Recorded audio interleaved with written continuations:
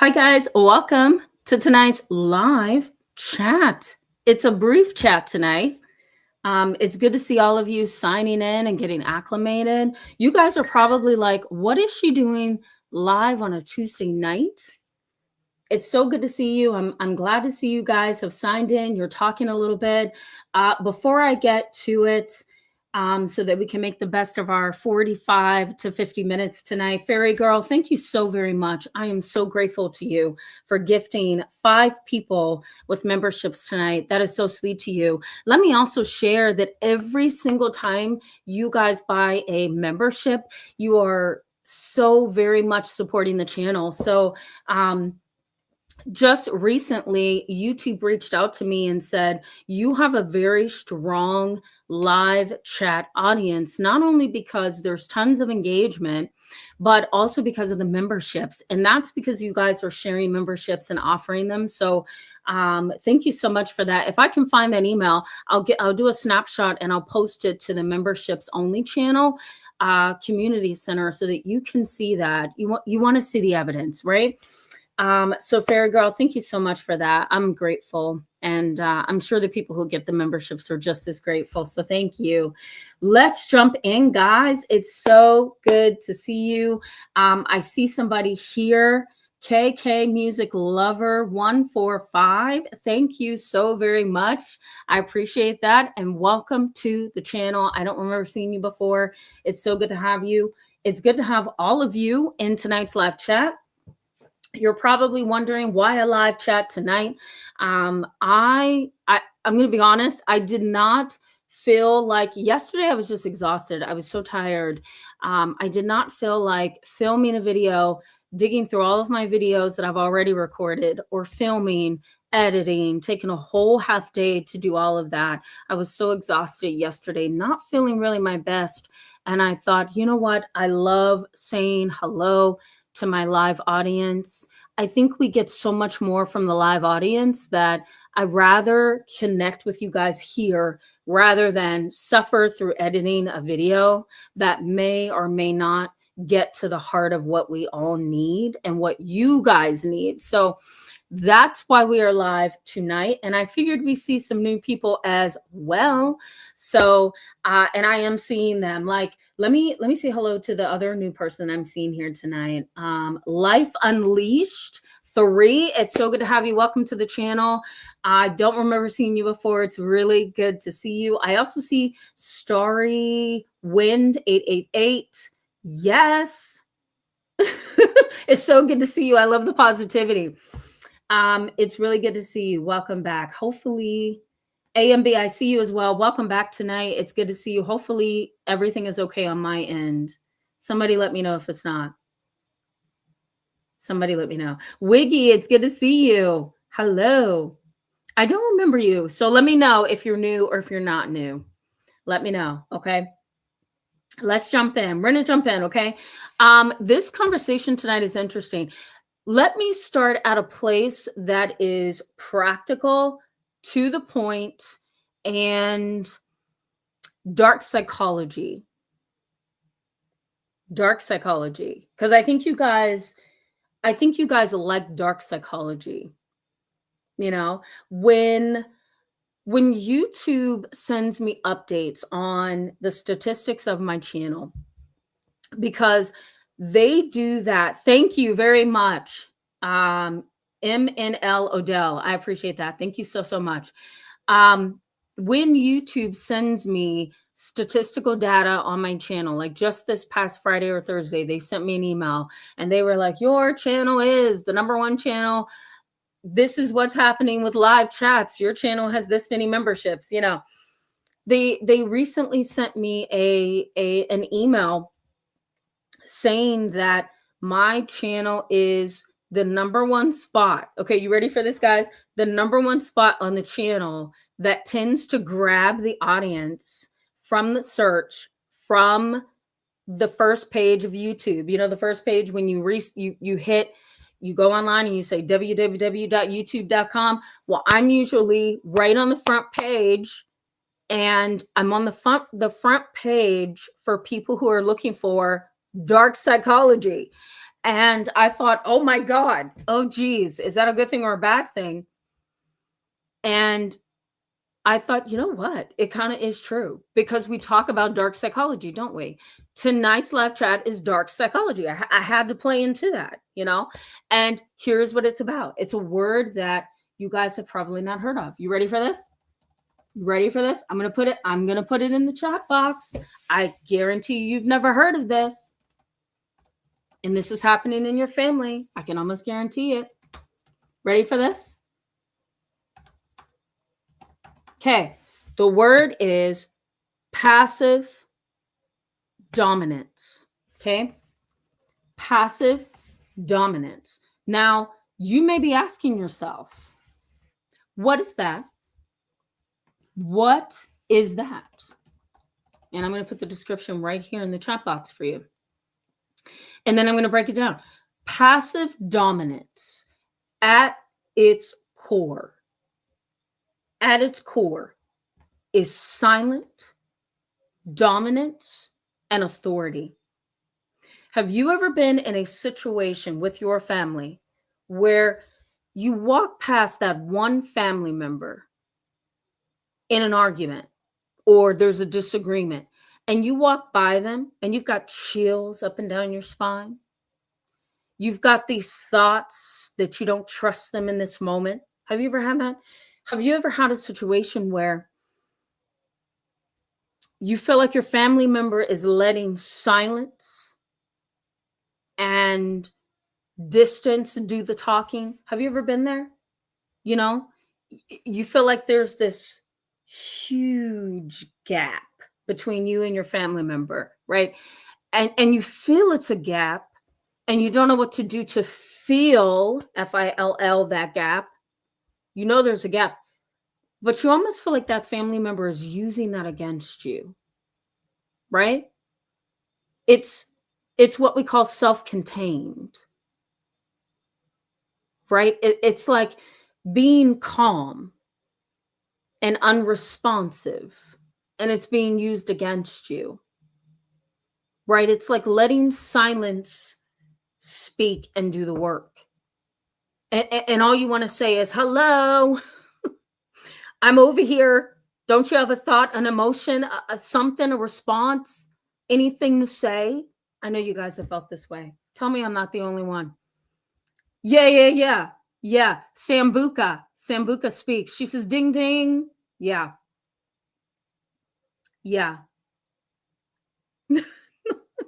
Yes. Dennis Robinson. Excuse me. Denise Robinette. I think that's it. I'm so sorry. Forgive me. Welcome to the channel, by the way. I don't remember seeing you before. Forgive me if you've been on here before, but I don't remember you. Welcome to the channel. She says dismissive. Absolutely. Absolutely. Excuse me. Aussie J, welcome to the channel. It's so good to see you. Aussie J says, oh yeah, I felt this. Yep.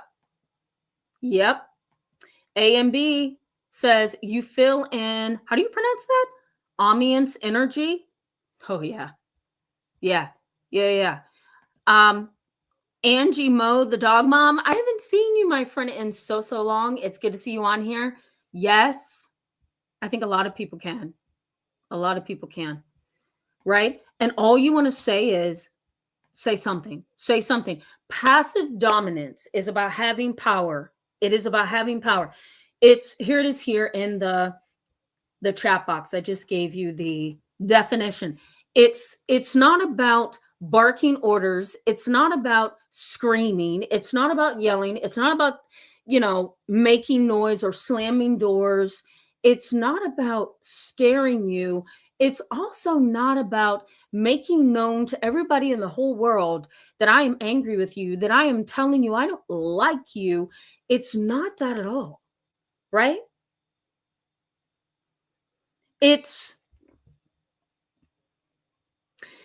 almost like they're making it known to you that I don't need you. And I don't need you to make my world go round. I don't need you to be angry with me. I don't need you to have an opinion. I really don't even need, I don't need anything about you. I'm in control, and that kind of rattles a lot of people. That rattles a lot of people. They have tons of self-control. That's why it's called passive dominance. They have a lot of dominance. Now, what's interesting is they almost look very competent, right? Right? They look competent. And that can make them look powerful. And because of their competence in that area, right, they can kind of hold their own. We're in no way, let me clarify this. We are in no way trying to say that they are powerful. We are in no way trying to say that they are wonderful and magnificent and intelligent and are grand and wonderful. We are just simply pointing out that they have a passive dominance that they are capable of whipping out, and they know how to use it. It's like a weapon, it's instrumental. They know how to dominate a room without yelling, screaming, slamming things, or getting upset. It just, passive dominance doesn't allow them to get bent all out of shape, which makes it very difficult for you to make your case that they are unstable, that they are evil, that they are dominating, because they don't come across that way. And that is why with these kind of individuals, it's hard to get police involved. It is often hard to get other family members to see what you see. It is often hard for many years to come out from among them, right? It's like you may be trying to gain your independence outside of them. It's going to be really hard. It's going to be really hard because they don't come off as bad people. They come off as really nice people, and sometimes they come off as people who are just firm. Nothing's wrong with them. They're just firm. They have boundaries. And that is really not what it is. You walk away from them feeling, and I'm going to put this in the chat box just so that you guys have it.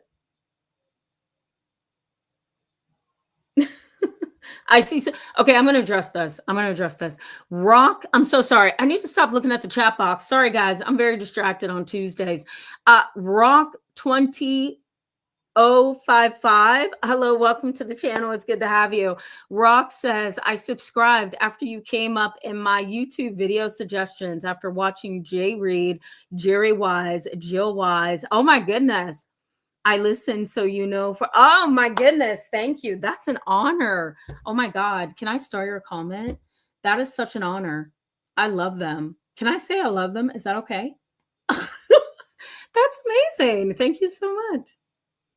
Thank you so much. Oh, I really appreciate that. I'm like blushing now. Thank you so much for that. That's wonderful. It's so good to have you. Welcome to the channel. So glad you're here. Okay, let me get back on track. I need to stop looking over there. You know what I mean? Like, I wish you got, I'm going to show you my setup one day so you'll see. It's not me. I don't have ADHD. It's this. Okay. So, you deal with these kind of people and it's hard to get everybody else to see, right? So you walk away feeling this. You ready for this? You walk away feeling exhaustion, ashamed, and confused. So number one, you walk away feeling exhausted, ashamed. I'm going to tell you why. And number three, confused. And here's why. You may walk away feeling like, what just happened? Why am I so tired? Why am I so confused? What just happened? Why? Here's what research says. Passive dominators are the most dangerous personalities to deal with. Can you believe that? Research says that passive dominance, personalities that have the passive dominance kind of characteristics are the most dangerous personalities to have to deal with. That is so scary. Why are they the most dangerous? Number one, they control without aggression. They are believable, right? So they control without aggression. They are believable. Okay. If you can control a room without aggression, you've got some really interesting characteristics there, right? Because now we're stepping over into the territory of a psychopath at that point. Because you can control me without yelling, screaming, dominating, right? And you can control a room without putting fear in me. You know, some of the research articles that I read as I was trying to review for tonight's live chat said, one of the researchers, I want to make sure I put it in the description box for you. One of the researchers said the person who could stop the harm in the family, so the one with passive dominance, the one who could stop the harm in the family from happening, right? They don't always step up and stop the harm from happening within the family. You know, they tend to have more control than everybody else in the family, but they never stop the harm. Why is that? Why is that? Because they have a hold on the family. They have a hold on the family, and they have a hold on the family that even some of the family members don't even know. They just have a passive dominance that controls the dynamic, you know? They're the regular. They're the regulator. They are the enabler. So there's the third piece of this. They are the most dangerous personality in the family dynamic. Why? Because they exhaust you. You may walk away feeling ashamed. You may walk away feeling confused. They have a personality that controls without aggression. They also are believable, right? They are believable, and they have a hold on the family. There you have it. There's that confusion. That's that entangled ball of confusion there, you know, and it's an ugly dynamic. They're not always, I'll throw this in there as well. Some of the research says they're not always evil. They're not always cruel. You know what they are sometimes? They're exempt. They exempt themselves from responsibility. They just don't get involved. So, like, you know, consider this. Grandma and grandpa, they are passive dominators in the family. How? Well, they're at the top of the hierarchy. They look down on everyone. Mom, dad, daughter, son, grandchildren, right? They look down upon the aunts and the uncles and the cousins, right? Grandpap and grandma sit at the top of the dynamic. They look down on everybody else. Guess what they're seeing? Affairs, deception. They may even see molestation in the family. They're also seeing lies and secrets, secrets going on. They may also see, they may also have secrets, right, that are being brought to them. Grandparents, you know this, guys, they sit on a lot. My grandmother sat on a lot. You know, I used to look at my grandmother and think, you probably know a whole lot I don't know. You know that. Grandparents sit on a lot of stuff, right? So imagine grandma and grandpa being passive dominators. Why? Because they sit on a lot of information, right? So what do? Well, they have information. And if they are narcissists, if they are controllers, if they are dominators, if they are power hungry, they're dangerous players because they have everything. They have the lock and the key to everybody's life. And if they're narcissistic, if they're sociopathic, if they're emotionally unstable, you know, they're going to dominate the entire family. And sadly, sometimes it happens like that, you know.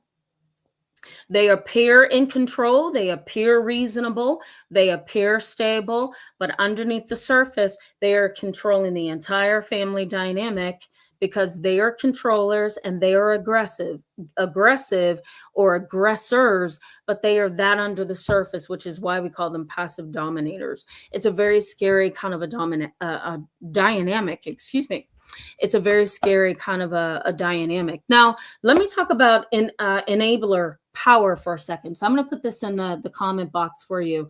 This is called enabler power. You guys have enablers in your family, right? We talked to somebody like this, I think, on the weekend. Somebody was in our live discussion, I think it was Saturday, and they said, the brother was a substance abuser or an alcoholic, and mom continues to enable that brother. And I remember breaking down how the brother is going to have to do something terrible to the mother or the family dynamic for mom to just say, you know what, you're out of this dynamic, right? I don't know if you guys remember that. So the enabler in this kind of toxic family dynamic, we call it enabler power. And here's what happens. The enabler is also a dangerous player because they control, this is scary. They control and normalize the abnormal. Do you have that in your family where the enabler controls and normalizes the abnormal person in the family? They authorize harm by refusing to acknowledge the abnormal one in the family.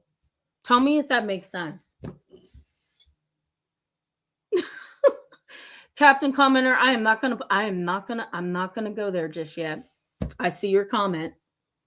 Lady M617 says, oh my God, yes. Yep. Welcome to the channel, by the way. It's so good to see you. I don't remember seeing you. If you have been here before, forgive me. But yes, yeah, she knows that dynamic. Yep.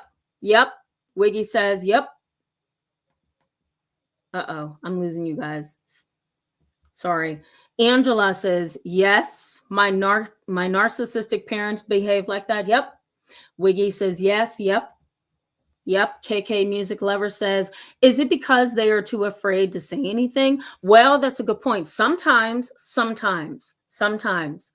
Or sometimes they're dependent on the one in the family who's the unstable one. Yeah, that's a good point. She goes on and say, or because they do not want to expose themselves. That can also be part of it as well. Very, very good. Very good. Yep. Yeah, Sambuca Speaks. Good to see you tonight. I don't know if I welcomed you, but it's good to see you. Welcome back. Sambuca Speaks says yes. Yep. Annalise, it's good to see you back, my friend. She says yes, I can. Yep. Yes. Costume Juices. Oh my goodness. Welcome to the channel. It's so good to have you tonight.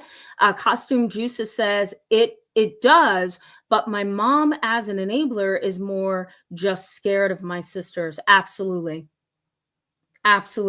Now, if we talk about fear, then I would have to say those individuals would be more of a regulator. Let me put this in the chat box. So a regulator in a family dynamic is the person who is too afraid to set the stage right. Right. And that kind of a family member has already been ran over by that unstable one in the family. And they are really more of a victim than they are a supporter of the evil. Does that make sense, guys? So the regulator in a family dynamic like this, they already know what can happen, right? And they are a victim. Okay. And research in psychology does highlight that the regulator is not an enabler. They're not.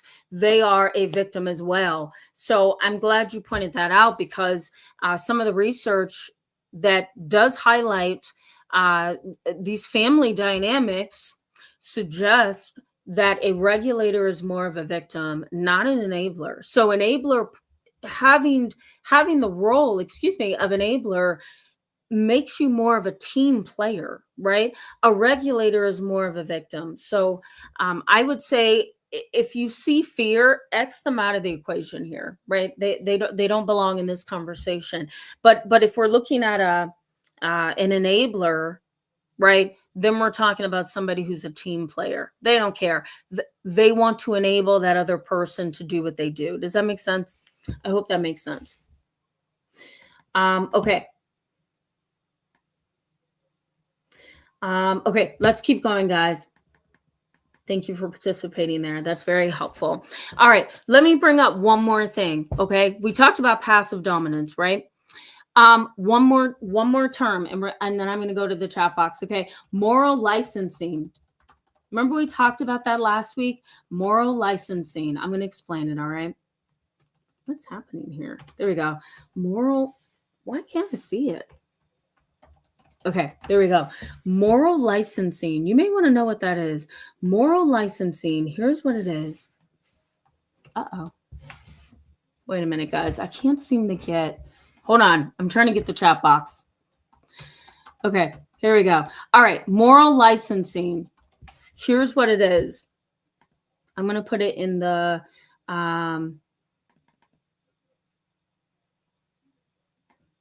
There we go.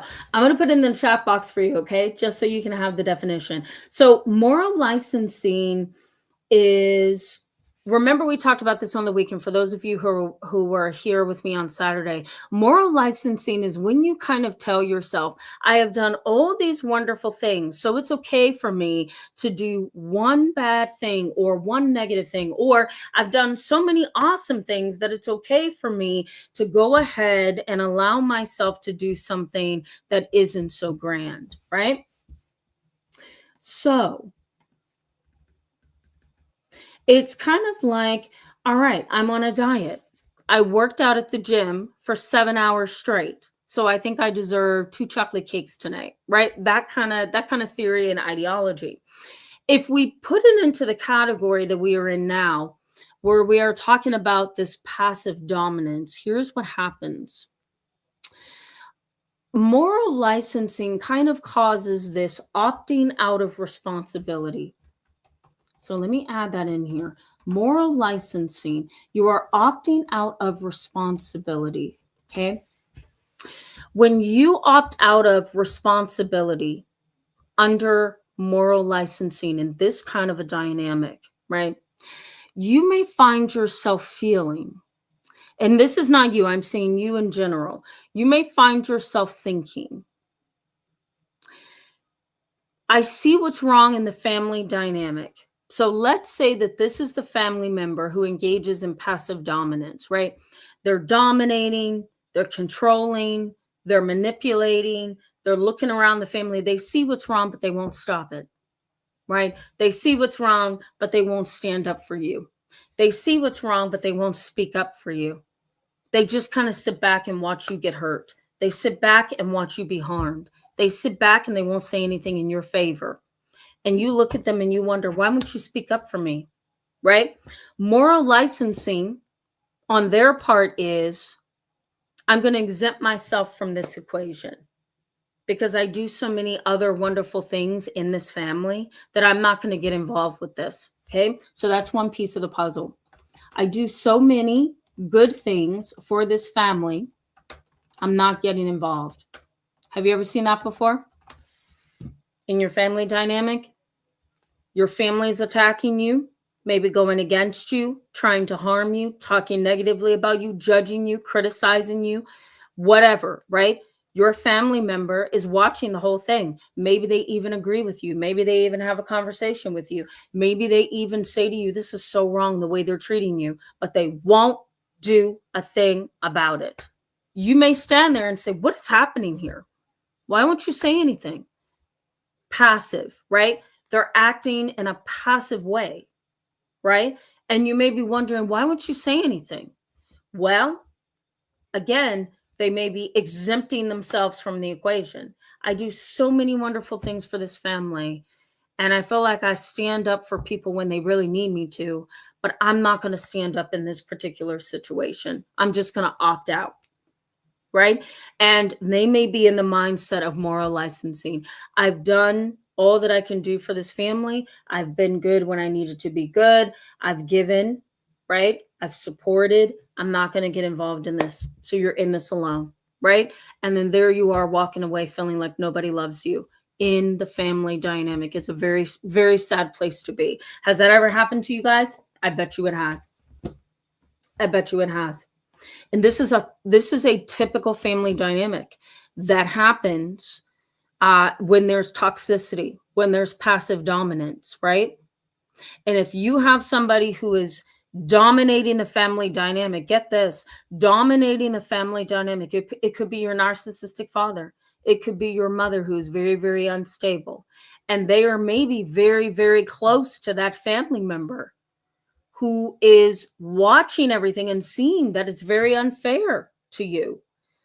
But because they are so close with that other family member that is your mother or your father, they're not going to stand up for you because they're closer to that other family member than they are to you. Does that make sense, guys? And it's a very, very ugly dynamic. Let me give you, before we go to the chat box, just because we're short on time tonight, I want us to wrap up around 8:45, 8:50 Eastern time. Let me give you guys what's wrong. Okay, then we'll go to the chat box. Let me add in here what happens in these dynamics where you're trying to lean on certain family members, or you're looking for them to stand up for you, or you're hoping that they would say, this is wrong. This is not love and affection. This is not support. They don't stand up for you, or you may hope that somewhere they stop enabling the negative family members and they come to your aid, or they at least stand up in honesty, in truth, and they speak up, right? We're going to talk about that on Friday, how you may speak up and you get shut down immediately, and what that actually means and how to deal with that, right? You may be having a hard time in your family, right? Because of all of those things. What's going on there? So here's what the research says, and here's what I've seen clinically. These kind of families kind of do this, okay? And I'm going to number these for you. They scramble moral reasoning. You may be like, what does that even mean? So here's what they do. They scramble moral reasoning. Huh? What? Yeah. They scramble moral reasoning or logic. Like scrambled eggs. I'm just going to turn this all around, all kind of ways, right? And you don't even know how to act. You don't know how to think. You don't know how to act. You don't know what to say, what's moral, what's not, what's right, which way is up, down, which way do I go, right? Because there's so much scrambling of our morals and our ethics and our values in this family that I don't even know. Right? I had a kid like that so many years ago. He wasn't really a kid. He was 21 years old, but to me, he was a kid. And his family was so up and down. And the morals and the values of that family was so lacking that he didn't know what was moral and what wasn't. And I'll give you a little bit of details without giving too deep of details, because it was such a case that it was really hard, to talk about it without people saying, oh, I heard that on the news, So the case involved a young man who had been driving drunk. He knew he was not supposed to be driving drunk. His friend said, you know what, why don't I just drive you home? That way you don't have to be driving drunk, and I can get you there safe. They lived out in a rural country kind of an area where there are dark roads, barely any, warning signs on the road. That's how country the area was. What happened is the young man that was drunk, he, let his friend drive him home, but once he got home, he settled in his living room, but then wanted to go to another party, got behind the wheel of his own car, left, saw a young lady coming from the party on the side of the road, was speeding around a very dark bend, hit her, killed her, drove his vehicle over an embankment, got out and ran and hid and didn't go for help. Police found him so many miles into another area, and he was in a lot of trouble, right? Because it was a hit and run, and he killed her. So I ended up getting the case. I was providing consultations and sessions to another group practice at the time. So I ended up getting the case. Unfortunately, his father was very much bent on him telling law enforcement lies, and his mother was not. And his mother wanted him to tell the truth. His father wanted him to lie. So here's what dad would do. Dad would come to his sessions with me and with his son, and he would try his very hardest to get his son to lie. And he would ask me, Dad, he would ask me questions on how could he say this and how could he say that? And would it be okay if he curtailed this and curtailed that? And at the very first session, Dad tried that. I took him into the hallway.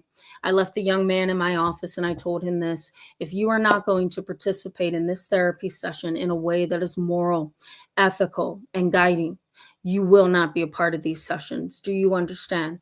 And he says, I understand, but I want to save my son's life. And I said, the best way that you can save his life is by telling the truth and teaching your son accountability. And that means do not aid in helping him to tell lies, but be honest, you know? And so what Dad started to do is after every single therapy session, he would coax his son on changing how he said this and changing how he said that. And before I knew it, guys, every therapy session was a game. Every therapy session was, well, that didn't happen that way I thought it did. And so I ended up having to drop the case and terminate therapy. But this child's mind was just changed and molded and twisted and turned and bent, and it was terrible, right? And so his thinking about morals was scrambled. He didn't know how to tell the truth anymore. He didn't know what happened and didn't happen anymore. You know what I mean? He didn't have the capability to say, this is the truth, that's not true.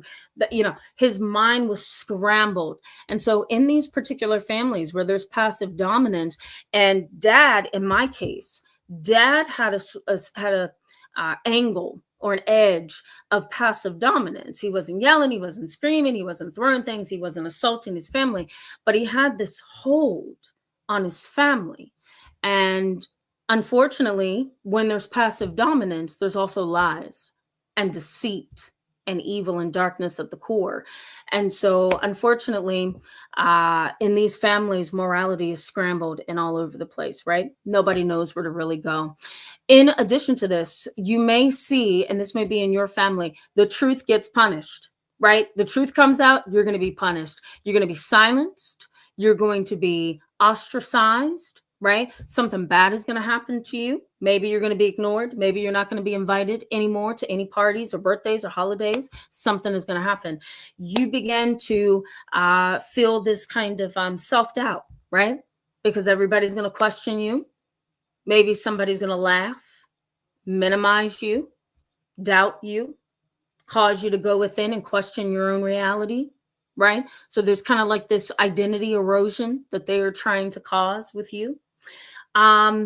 You may also find yourself kind of sensing like this emotional climate control that's happening all around you, right? You may be in the same room with family, but somewhere under the surface, you feel ousted or rejected or pushed to the outskirts, right? You may find that you don't like being amongst your family anymore. Something under the surface is seething and you don't like it, right? You may notice that you no longer want to be bothered with your family. Why? Because you feel like they're talking about you and minimizing you and criticizing you, right? It's not good. You're not being acknowledged in a way that is healthy. Maybe they're criticizing you behind your back or minimizing you and devaluing you, right? Maybe they're also, having these unreasonable expectations of you as well. I should throw that in there, right? That's part of the dynamic as well. Maybe they have these unreasonable expectations. Right? It's horrific how they can be. And sometimes in these dynamics, they may flip the script and call you the abuser, right? Call you the negative one, as opposed to just being accountable themselves, right? All right, guys, let me go to the chat box and engage you just a little bit. When we come back to this, I'm going to tell you what the impact is, what research says is the impact, and then we're going to go ahead and wrap up. All right, guys, let me go to the chat box here. I am so behind. Oh my God. I'm so sorry, guys. Okay. Annalise says, yes, I came to the conclusion that I'm some in my Okay, let me start over. Yes, I came to the conclusion that I'm some in my life allows me to be abused because she left alone. Okay, Annalise, it's probably me and not you. I'm going to find another comment of yours, okay? I'll come back. I promise. I promise. Aussie J says, the unstable one can make us feel normal. Is that okay to say? I wonder. I mean, yes, it is. Yeah, absolutely. It's a barometer. It's a measure. Oh, yeah. Oh, yeah. Brandy Nuance, I haven't been able to welcome you, I don't think. Welcome. It's good to have you back tonight. I love your energy in the chat box. I really do.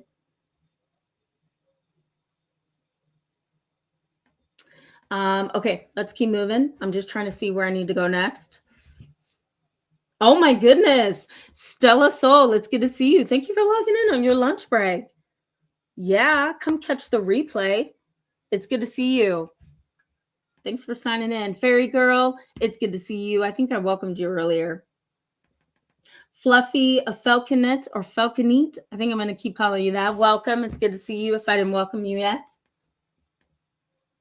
Yeah, Angela says the regulator is very controlling. Yeah, absolutely. Because they're trying to regulate the environment, right? And in order to regulate the environment, you have to control it, right? Yeah. Think of a thermostat.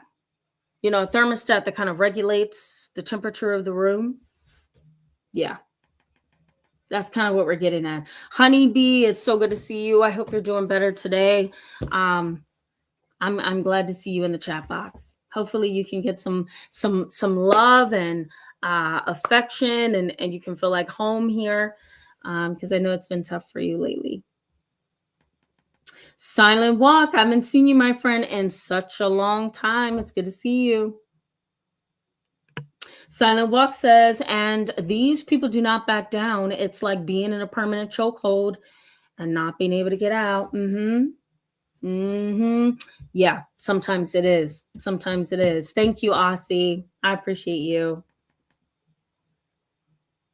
Thank you. CBs, I haven't seen you in a while. CB says, it's good to see you, my friend. Welcome back. CB says, hi, Tamara. Hi, everyone. I hope everyone had a good Christmas, a New Year, took a mental break for a while. Don't blame you. Don't blame you. Good. Captain Commenter says, my mom had no say in anything. She was just a straight up enabler. Ooh, that's hard. Yeah. Parents find themselves as enablers so much easier than everybody else, you know, because, and I hate to say this, it's because they are parents. You know what I mean? They are parents.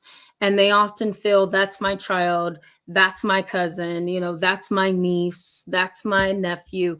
I have to step in. And that isn't always the case. Sometimes you just have to say, you know what? You need to do what you need to do. I'm not going to be involved in that, right?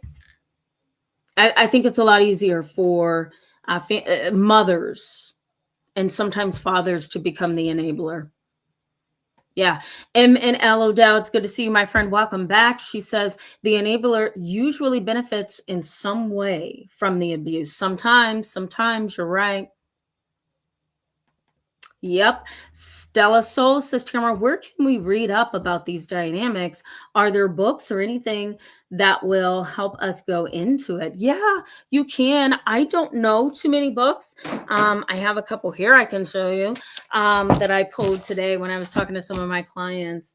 Honestly, some of the research that I do is from the research universities that professionals have access to pull some of the research data, like the National Institute of Health, the National Institute of Mental Health. We also have the American Psychiatric Association that you can pull research from, the American Psychiatric Association that you can pull research from.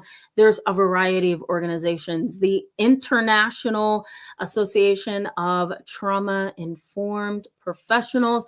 There's so many, okay, for professionals. But you can try some resources. You can always, in the back of books like this one, you guys have seen this one before, In Sheep's Clothing by Dr. Simon. You've seen this. I know you have.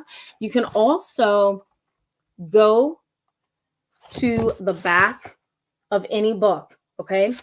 Look at the references. Choose any number of books from the references. I just told a client this today. She was like, why didn't I ever think of that? I said, yeah, go to the back of a book that you find intriguing when it comes to personality and look up the references. And I can guarantee you, you will find some additional reading. This one is a really cool one, and I don't think you guys are going to have access to it. I love this. This book right here is Foundations of Psychopathy. I love it so, so much. I can try to find it and post a link for you. This is one of my old, look at this. Look, this is how much I loved this book in grad school. Can you believe that? This is one of those books that you get when you are in grad school and it goes off the market and you're just like, thank you so much for not being tarnished by all the new modern things. You know what I mean? I'll try to post that in the description box or somewhere in the comments for you if you want to see it. But consider that. In the back section of every book, try looking at the references and see if you can find additional books to read there. All right, guys. And then look in my description box. I always reference everything I talk about live so that you guys can have access to some of those resources. All right, let's keep moving. Thank you, my dear. That's so sweet. So sweet. Thank you for that. 50% simp. Ooh, that's a good one. Welcome back. It's good to see you back. Yeah. Yeah, they say it will never balance itself out. Yeah, you might be right. I'm just going to have to be honest and say you might be right. Lady M617 says, I'm the scapegoat, the truth teller in my family. Lord knows I'm happy. I stand my ground and keep distance from my family. I understand. I understand. Sometimes you just have to. Sometimes you just have to. Asha Devi, can I say that? Welcome to the channel. It's so good to have you. And oh my God, that's so sweet of you to say. Please stay alive. You are an angel. Oh my God. Thank you so much for that. You are too. Thank you. I'm trying. I was doing, I work out every night and every morning. Every morning, if I don't work out every morning, then I have to do it at night. And I was like, doing my my HIIT training last night, and my mom's like, you do know that you recently had a seizure? And I'm like, yeah, I know, but I have to do this. She's like, something is very wrong with you. And so I thought of you guys, and I'm like, okay, I need to take a break. So thank you for saying that, because I do. I think of you guys, and then I'm like, okay, I need to take a break. So you guys do seep in. I just want you to know, I hear you. I hear you. I do. Axe to Edge, it's so good to see you, my friend. Welcome back tonight. We're going to wrap up here in just a little bit. Nancy R, it's good to see you. Welcome back. Welcome back. We're going to wrap up because this is not our normal night to do live chats. It's not, but I thought I would just hop on here for a second. The Good Glow, it's good to see you. Welcome back, my friend. Oh, okay. Oh, I'm so sorry to hear that. Ooh, I'm sorry. Next time, pop on and let me know. I'll send you some chocolate cookies, balloons, something. I know when I'm not feeling good, I like tons of chocolate, some fluffy socks, and some popcorn and something really good to watch, like a documentary. So let me know next time, The Good Glow. I'll send you some chocolates. I will.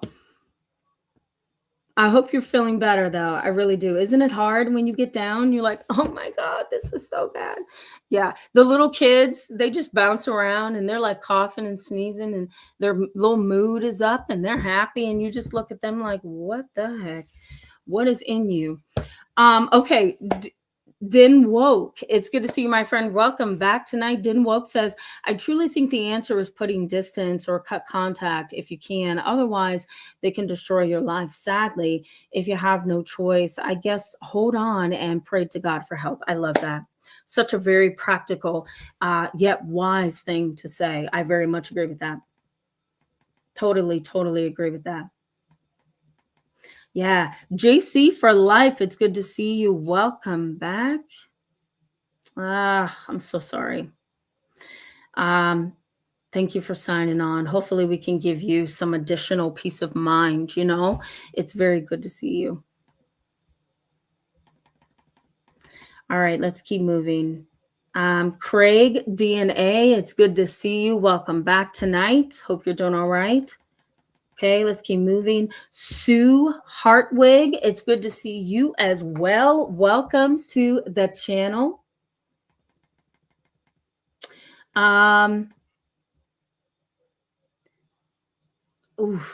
Carrie M. Little, I see it now. Sometimes my eyes play tricks on me. It's good to see you. Welcome, welcome. I don't know what you mean, Captain Commenter. I'm so sorry. That's my fault because I'm not keeping up with the chat box. I'm sorry. Pose it again if you want me to answer it, and I will answer it. I'm sorry about that. That's my fault. That's my fault. James Mitchell, it's good to see you, my friend. Welcome back tonight. You say, my mom is like that day and night. Yes. Yep. It's very hard to live with, especially when it's your mom, right? Yeah. Totally get that. DD1, hello, my friend. It's good to have you on the channel. Welcome. It's good to have you. Okay, a few more comments, guys, and then we're going to go back to the content so we can wrap up. Bonita Papa Girardi, it's good to have you. Welcome, welcome. Breathe, it's good to see you. Welcome tonight. And I also see T Bunny Shy. It's good to see you. So many of you signed on tonight. That is amazing. It's so good to see you.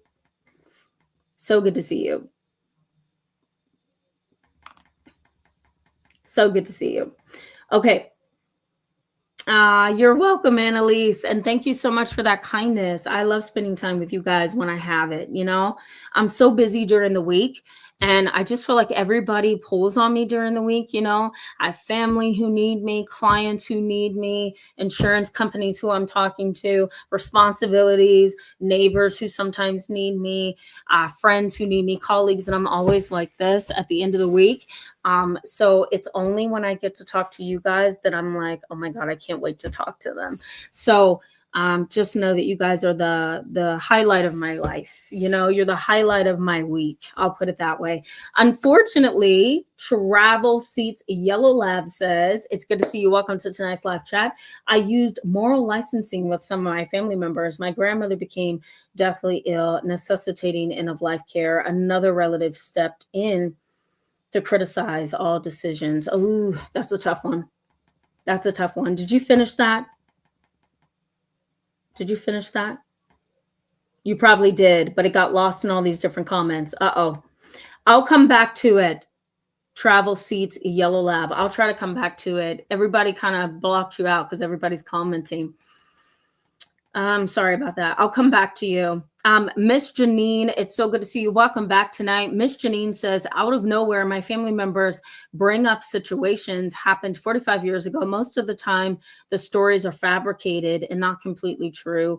They don't want me to say a thing. Yeah. I wouldn't be surprised. It's like either it's poor memory, selective memory, or it helps to support their narrative. You know what I mean?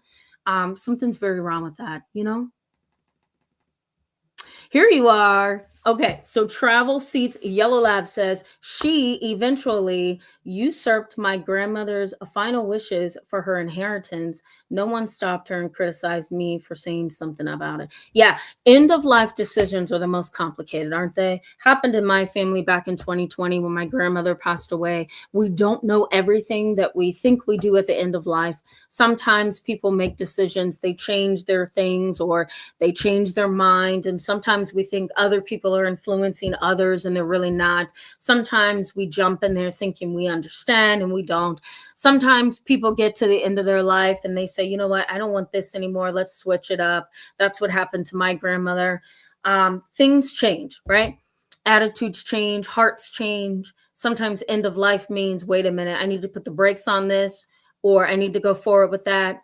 I mean, things change, right? And sometimes things don't change, but people step in and change things. It's so complex, right? And it shouldn't be, but it is. I'm going to leave it at that. But there's a lot that happens at the end of life, right? And it can be really challenging. I learned, and I learned. When I went to file some papers for my grandmother's estate, because my grandmother felt that I was the only neutral party in the family who could do her final steps of the estate. The judge who had given me this stamp of approval, because he had to look over why my grandmother gave me the authority to run her estate. He stamped my paper and he slid the papers to me, and he looked at me and said, "Honey, can I give you one word of advice?" And I nodded. I said, "Yeah." And not knowing what the heck I was getting myself into, this is what he said to me. You ready for this? He says, "Don't ever do this again in your whole entire life." And I said, "Yes, sir. Thank you." And guess what? I'll never do it in my life ever again, unless it's my mother, but never again. You know what I mean? It's the hardest thing to do. It's the hardest thing to do. That's where I'm going to leave that. It's terrible. Daryl Harris, good to see you, my friend. Welcome back. Daryl Harris says, "Much love, family. Sorry I'm late, but I'm definitely glad to be here with you all." Yeah, right? It's a warm and fuzzy feeling when you come on, right? Especially on a Tuesday night. All right, guys, it's 9:00. Let's get back to the content. I'm going to talk to you just a little bit after this. I'm going to go ahead and wrap up. Here's what research says happens to you if you're in a family of passive dominance. The first thing is you're going to have this uncertainty that's deep in your soul, uncertainty about morality and uncertainty about reality. It's really hard to have certainty about morals and certainty about reality when you have come from or emerged from a family where there is passive dominance. Can you imagine that? Emerging from a family where topically everything looks wonderful. Under the surface, though, dad's always angry and hostile. Mom's always jealous and seething. My siblings are competitive and angry. Everybody in the family is not nice. I can't trust anyone. I don't talk because I don't feel I can, right? Imagine coming from a family like that. And most of you probably have. Topically, everything looks great. Underneath the surface is that passive dominance, right? There's enablers in there. There's competitive people in there, right? There's rudeness, jealousy, hostility, controlling behavior, dominating behavior, danger. And so emerging from that kind of causes you to keep your defenses way up here, right? And so because of that, it's hard to step out into the world and have certainty about morality and reality, right? Chronic self-doubt. How are you supposed to feel understood when you've spent all this time in a family where you have been misunderstood, right? Maybe I'm going to just be misunderstood in every area of my life, not just with my family, but maybe with everyone. And you kind of stay wrapped up in that until maybe somebody comes along in your world and changes that, you might need that concrete proof. Maybe that husband, maybe that wife, maybe that child that you brought into the world, maybe that boss who's wonderful, that good friend you met, maybe that wonderful neighbor down the street who's elderly. Maybe they change this for you somehow, and so that's the only way that maybe you can change and shift and say, you know what? Maybe I can trust, right? You may have some sensitivity to social cues. Somebody huffs and puffs or breathes like they're bored or leans on the table like they don't want to hear what you're saying. Automatically, what does that signal to you? I'm disinterested in you. So what happens? You shut down, you stop talking, you turn away from them, right? You send somebody a text message, say, "Hey, just checking on you, hoping you're doing well." What do? Don't respond for hours. What's your automatic thought? They don't like me. They want nothing to do with me. What did I say wrong? Next day, they text you. Sorry, I've been in meetings all day. I was out of the country. I couldn't get back to you, but I'm just responding. Hope you're doing well. And what do? Oh my God. I can't believe I misunderstood that. Whoops. Right? So you may have sensitivity to certain social cues. Right? Emotional loneliness may also hit you. I'm a burden. I'm a burden to everybody's life. I am not going to tell my dad that I have cancer. And I will not tell my mother that I have stage 4 cancer. I'm not. I'm just going to go get the treatments. I'm going to go to my doctor's appointments. I'm going to hide under a wig and I'm going to act like nothing's happening because I am a burden. And I don't want to be a burden. Emotional loneliness. You're holding all of that on your own. On your own. Heightened anxiety and hypervigilance comes from families where there's passive dominance. Hypervigilance, right? You sense something is off in an environment and you automatically start feeling like you did in your family dynamic. And so now you're hypervigilant every time you go. Every time you go outside, every time you meet somebody new, every time you go to work, you're hypervigilant and your anxiety is heightened, right? Difficulty trusting.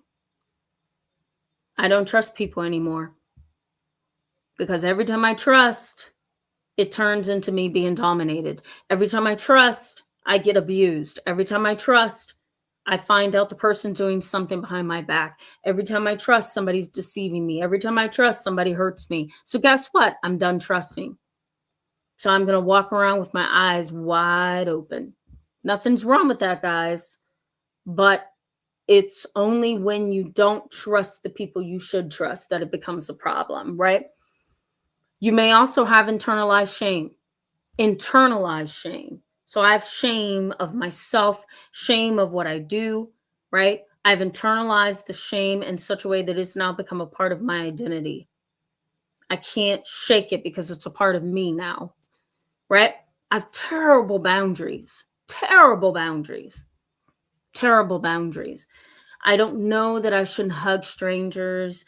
I don't know that I shouldn't text or call you at this time of day. I don't know that I shouldn't be asking you these things or crossing this boundary. I don't know that maybe I shouldn't be having these feelings for you or allowing you to have those feelings for me. I don't know how I should be in this relationship or that relationship, right?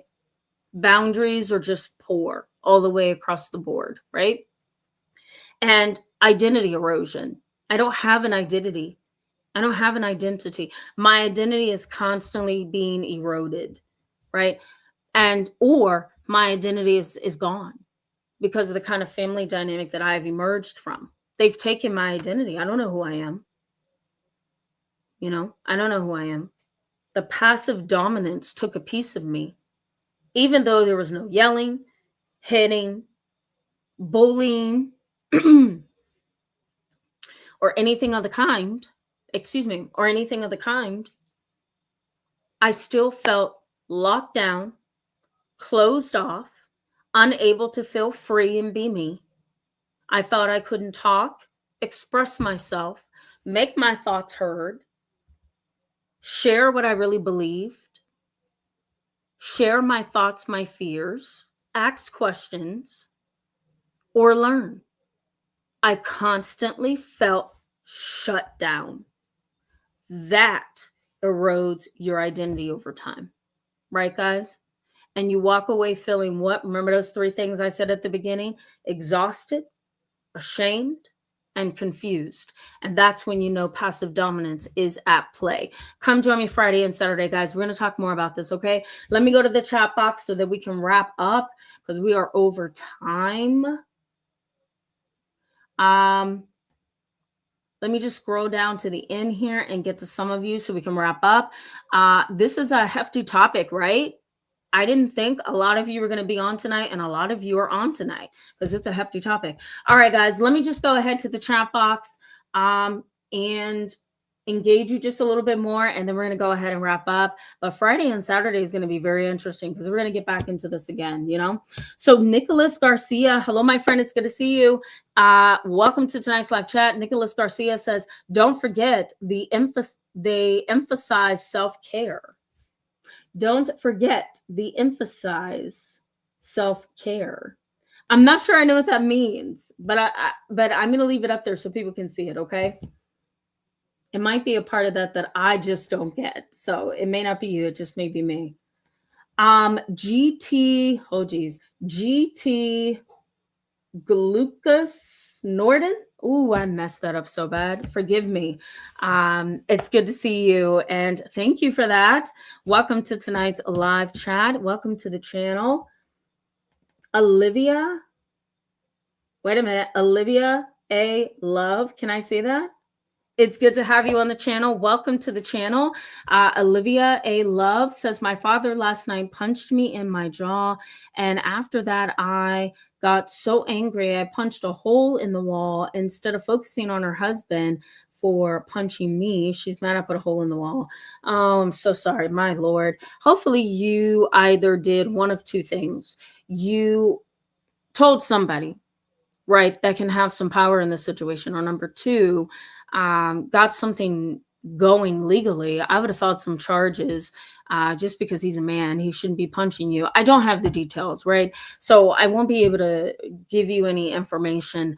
But, you know, it most clearly sounds like assault. So if it is, you know, you definitely want to file some kind of charges if it's that kind of a situation, you know. But I'm so sorry that happened. That should not be happening in a family dynamic at all. That's horrendous. I'm sorry. James Mitchell, I did. Remember I told you a couple weeks ago or a week or two ago, I said, I'm going to get to you. I'm trying to get there. I'm literally buried, okay, in emails. And so I have an email box for new patients, an email box for current patients, an email box for YouTube, an email box for personal stuff. So I'm trying. Bear with me, okay? I promise I'm going to get to you. I promise. Karan Kennard, hello, my friend. It's good to see you. Welcome back. He says, hey, Tam and family, I'm so glad to catch you live. Yes, and I'm so glad you could as well. I'm surprised a lot of people showed up tonight on a Tuesday night. I'm so glad to see all of you. Don One. Yeah, he can identify with this. It's good to see you, my friend. Welcome back. My mom is up there. She's waiting on me, guys. So in case you hear some, she dropped something up there in case you heard that. I don't know what she's doing up there, but Karan Kennard, thank you so much for the super chat. I appreciate you. I'm always grateful. Thank you. That's so sweet. I appreciate you. Annalise says some people ignore abuse because they're relieved it's not happening to them, but staying quiet doesn't make them neutral. It protects the abuser, not the person being hurt. I agree. That is part of the reason. The other part is they don't want to have to be involved because they believe that their name is going to be involved, their phone number is going to be involved, the abuser is going to find out, that they reported. Sometimes that is the case. Sometimes it is not. Now, police may ask for information just because you're you're the direct reporter, but it doesn't mean they're going to share that with the abuser. Child Protective Services may also ask for information, but that doesn't mean that they're going to report it, right? So it really and honestly just depends on what reports are being given. Either way, if there's abuse going on, if there's child trauma, if there's adult trauma, if there's family abuse, it has to be rectified, right? Yeah. XYZ Zoom says you are hitting the nail on the head, Hill. Spot on. Thank you so much for that. I appreciate you. All right, let's keep moving, guys. Butterfly Spirit 22. Butterfly Spirit 22. Okay, that's my new favorite screen name. Thank you for that. It's good to see you. Welcome to the channel. Butterfly Spirit 22 says, compare an enabler to a pit bull owner who refuses accountability when the dog attacks. Yeah. Enablers weaponize abusers by allowing intimidation and harm. Then they refuse to intervene and victim blame. Yeah, that's a good point. I like that. That's a good point. I'm going to start that. That's a pretty good analogy. It is. I think it's a good way to kind of put that side by side to show that. Do I even want to say this? I don't know if I want to bring this up because I don't want to make it bigger than it needs to be. I will go back over this for a second. So you say enablers weaponize abusers by allowing intimidation and harm. So yes, it is allowing intimidation and harm. In a sense, it is also allowing them to believe that they can do whatever and get away with it, right? And so you're right, the pit bull or dog analogy does kind of line up there. So I will go for that. I was going to challenge that, but I very much agree with that. I will go with that. So I'm going to start that comment in the chat box. I agree with that. Yeah. Yeah.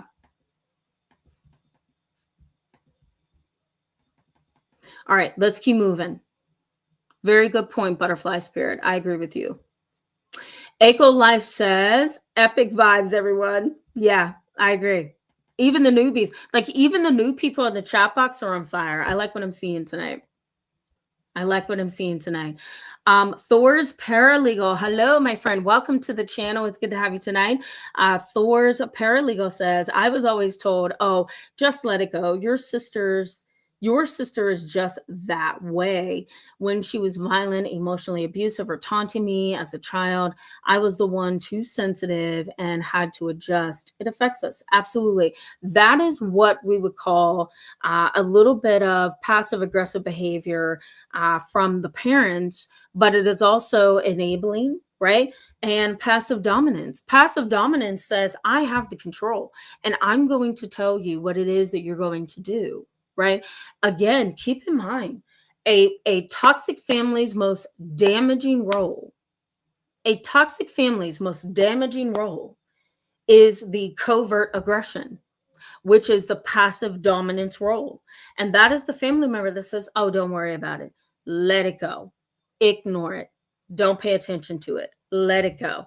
Because what they're saying to you without saying it through their words is, I have the power to tell you to back down. And that's the way I want you to take this. I want you to digest. It's not important, right? And so that's a passive dominant move.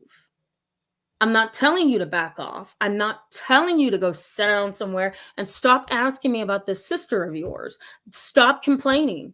I don't want to hear it anymore. I'm not coming at you in that way. I'm coming at you as, she always does this. Just ignore her. Don't worry about it, okay? Your sister is like that. You just got to learn to deal with it. That's the attitude. That's the approach. So what does that say? That says to you, we're going to minimize it. The passive dominance is that I send a message to you through the way that I behave. And what does that message say to you? That message says that I'm going to dominate the situation right now with my calm demeanor. And I am telling you that this is how we're going to deal with this. I may not come across as controlling. I may come across as sensitive. I may come across as calm. But underneath the surface, I'm telling you how we're going to deal with this. Isn't that scary? And it's figuring out how in the world do you pinpoint somebody who's being evil without looking evil? My Lord, isn't that difficult? Difficult. All right, guys, a couple more comments, okay? My friend Smita, good to see you. Welcome tonight. It's good to see you. Yeah, you're very welcome. You're welcome. Thank you for that. Good to see you, my friend. It's good to see you. All right, I'm literally going to skim. Thank you. Thank you, my friend Smita. She says, I love your references. Thank you so much. There's more over there, but we're not getting into that tonight. All right, let's keep scrolling so we can wrap up. Breathe 33, I'm sorry, Breathe 333 says the fact that you do this, making it available to everyone, is an amazingly good thing. God bless you for it. It is priceless. Thank you so, so much. I'm happy to do it. It's my pleasure. You know what I mean?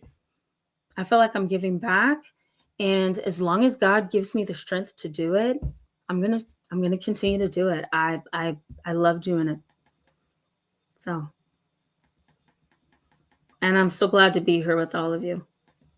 KK, we're gonna wrap up here in literally a second. KK Music Lover says, she asked me the question, do these type of people in a family dynamic make your therapy session stressful or tiring? Oh, you're so cute. I love you. If I don't psychoanalyze how I'm gonna answer this question, yes. Yes. Okay, when I was younger, I used to have more energy after my sessions. I used to have more energy, you know. I've done a lot of work in the field. So I've been doing this for 16 years. I've worked everywhere. Hospitals, schools, jails, juvenile delinquency centers, partial programs, psychiatric units, residential treatment facilities. Like, I've worked everywhere. And group private practices. Now I'm in my own private practice. So I used to have more energy. I did. Now that I'm older, now that I'm in my own private practice, and my cases are really tiring. I love all of the families that I do see. Yeah, they're tiring. I do have to say. But again, it's kind of like how it is when I'm on here with you guys. It's the passion to help and the drive that keeps me moving forward in a way that says, I'm just going to keep pushing until I see some change here, right? So the passion there keeps you moving, and it gives you the whatever you need to keep going, you know? So I think that's a wonderful question. That's a whole other new live chat. You know what I mean?